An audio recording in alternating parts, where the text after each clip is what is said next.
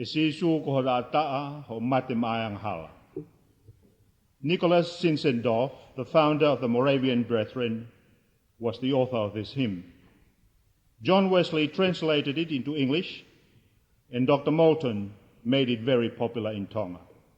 Jesus, thy blood and righteousness.